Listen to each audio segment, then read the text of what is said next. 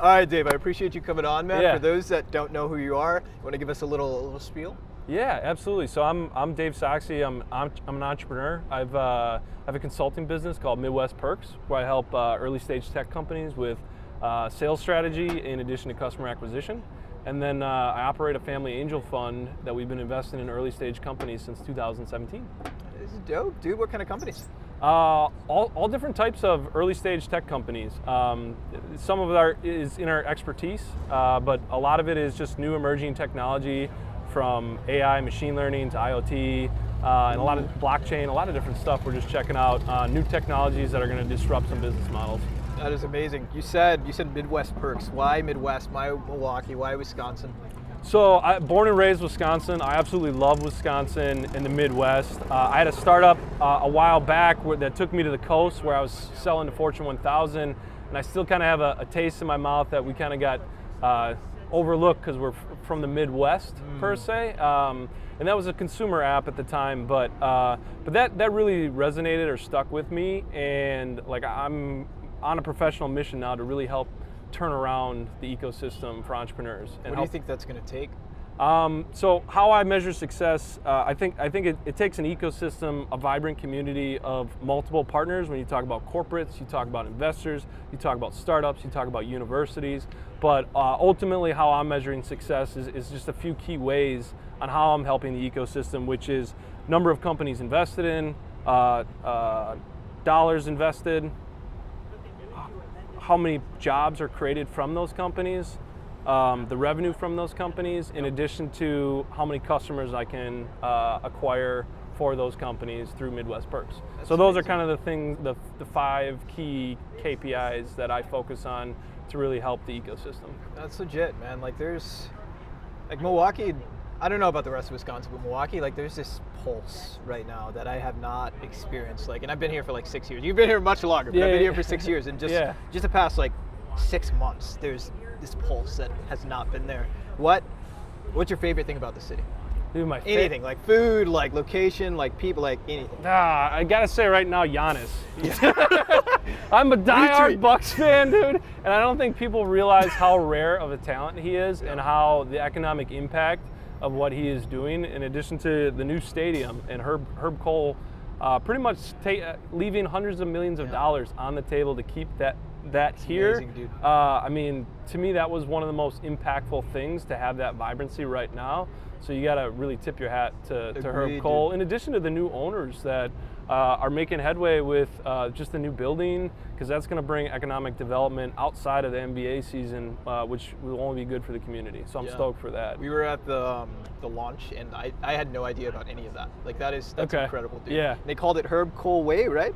Oh, I didn't. Yeah. Have you been in the new arena? I was there once with Generator at a Kevin Hart thing, and I was just blown away. You can eat off the floor. I've been going to the BMO Harris building for the last 20, 25 years, because we share season tickets with another family, and I was just blown away. Aside from the artwork, which is just so dope, it's so cool. But the actual structure of it, how it's open, how it's more bowl, how there's just going to be I am so jacked for the games and the tip-off. It's going to be a lot more vibrant, crowd, and it's a modern stadium. It's awesome. What do you think is going to result from that stadium and that district and the arena? What do you mean result? What's going to happen? What are we going to see in Milwaukee in the next few years?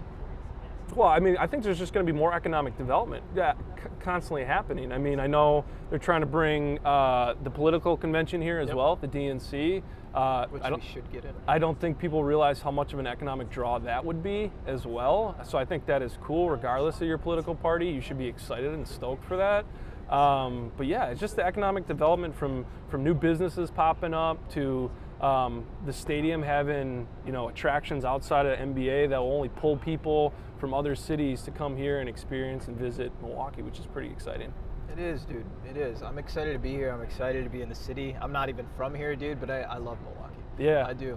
From anybody that's coming out or anybody that's here, what's one thing that you would say they need to do being in the city? What they need to do being in the city, I would say one thing that they need to do, absolutely, I would say go on the beach. I love the beach, and Bradford Beach. Random answer, man. It is, but I mean, I don't really have Like I'm not a big restaurant guy or anything. I mean, now it would probably be the stadium. Now you got to see the stadium, but I'm a pretty simple guy with like nature and stuff. So I agree.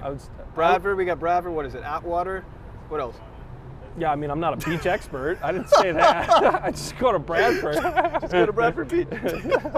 Yeah, no, but awesome, dude. But Milwaukee's an awesome city, and it's rising. It's on the up, so that's a really, really exciting part.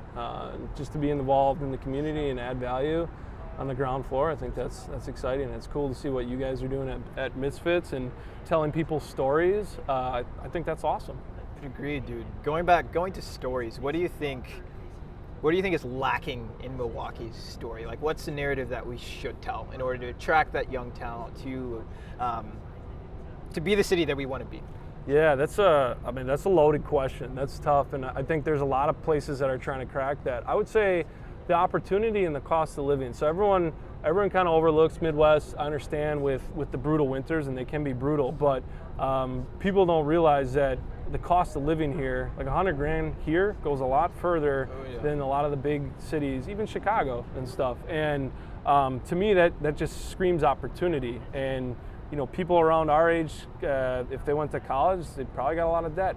And you know, living in an expensive city is tough. Not going to knock that out in New York City. No, not for a good 50 years. So I think opportunity with corporates. There's a lot of strong corporations here. I think opportunity to create and build. We have vibrant ecosystems, both here in Milwaukee. It's increasing. Madison's doing a great job with what they got going on. So there's a lot of opportunity here.